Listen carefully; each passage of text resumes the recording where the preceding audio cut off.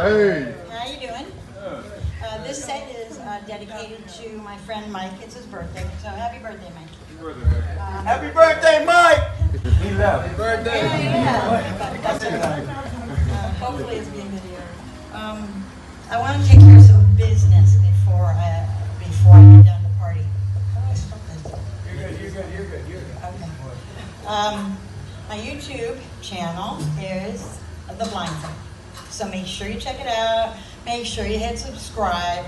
And that takes care of one of the business. The other one is, listen, you guys, I need your help because I can't see you smiling or nodding your head.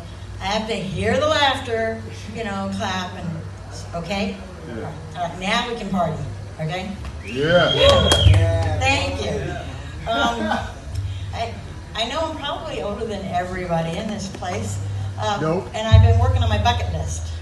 I got only 3 left, which kind of worries me because what do I do after that? It's really bugging me. But the 3 things on my bucket list are, I want to get drunk. Yes, 58 years old and I have never been drunk. When they asked that question, I sat there and went. But I want to get drunk. I want to get in a bar fight. Yeah! And I want a one-night stand. Now, I think if I can do all 3 together, like Mange à Trois, or whatever it's called, then it would be really good. That goes together. Yeah, it goes together. The bucket list thing. And I did finally, just the other night, I did one of them, I got drunk. And it took me a week to build up myself to drink. I was worried, am I going to be one of these happy drunks, or am I going to be a mean drunk, or what if I get to be one of those horny drunks? I was really worried about it, because I didn't know, I never did it, I thought, what am I going to drink? And I'm thinking tequila, martini, margarita. They all have a really cool name, like tequila, margarita. I thought that would be fun. Then somebody mentioned Southern Comfort. Yeah. That's me. Yeah. Southern Comfort. I like the name. Yeah. I only had the name to base my project on, so I decided the Southern Comfort would be good. But I had other concerns, like how are you gonna know when you're drunk? How am I gonna know? So I started asking. I actually live in an Airbnb. I'm retired there. I'm staying there. But I'm asking them, and they're all laughing at me.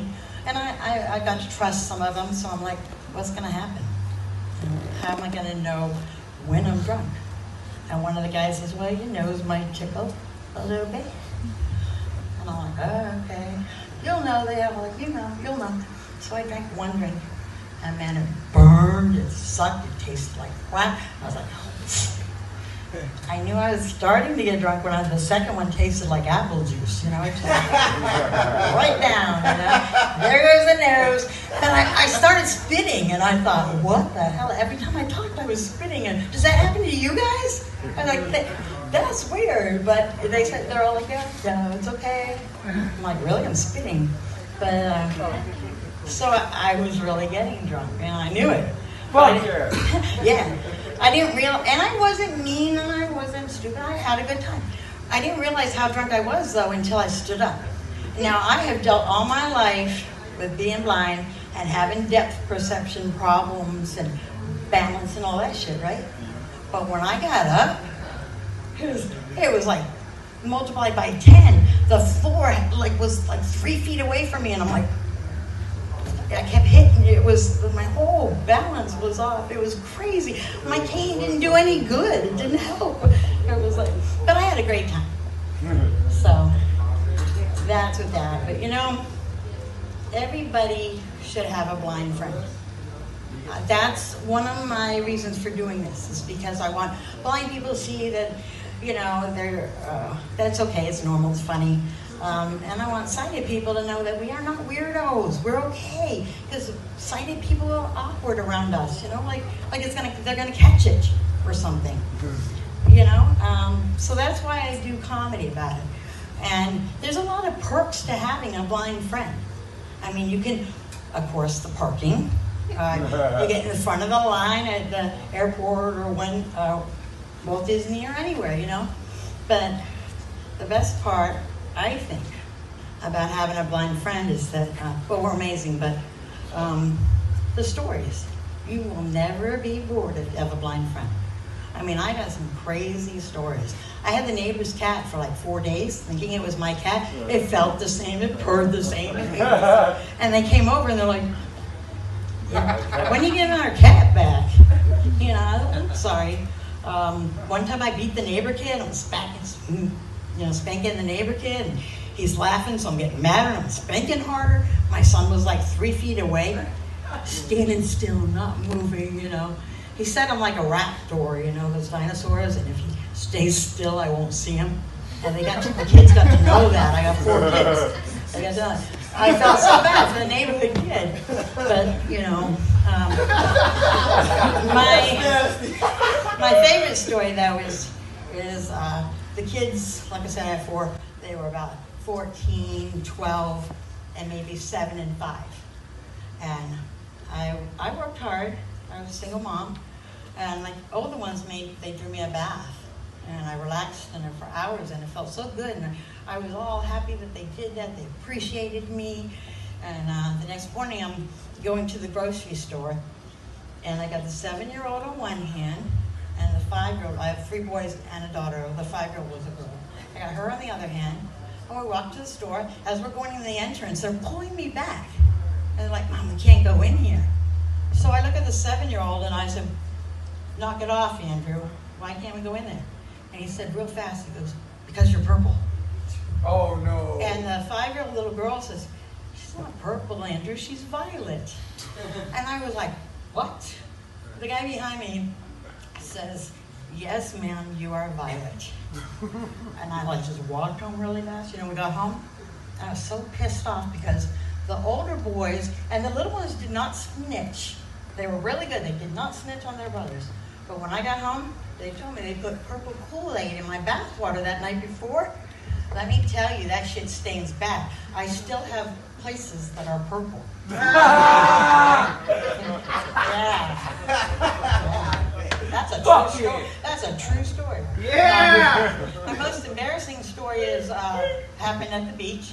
My husband was about 10 feet away in the water, and I'm on my blanket, you know, and I'm zeroing in on where his voice is. I'm planning this out, and I'm going to get up and I'm going to walk to him. I walk really sexy, you know, swinging my hips, walking. I get in the water and I jump on him, and I wrap my legs around him, my arms around him, but then his face was in my view, and it wasn't him. Yeah. I just like let go of my legs and just, fell in the water, and I didn't even want to come up, you know, and I couldn't even be mad at my husband because when we left, I left so fast, I left the blanket and the towel and everything. I just had to get out of there. I was so embarrassed. But I was like, "Honey, why didn't you stop me? You know, why did you let me embarrass myself like that?" I couldn't get mad though because he said, "You look so sexy walking. You look so beautiful." And he goes, "And then you jumped so fast," and it was so funny that I was laughing and I couldn't stop. So that's another true story. I'm sorry. Really? Okay.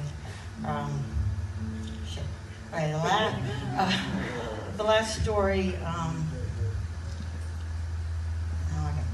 Where's my paper?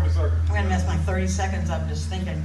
The last story is kind of funny, and it was actually before I lost my vision.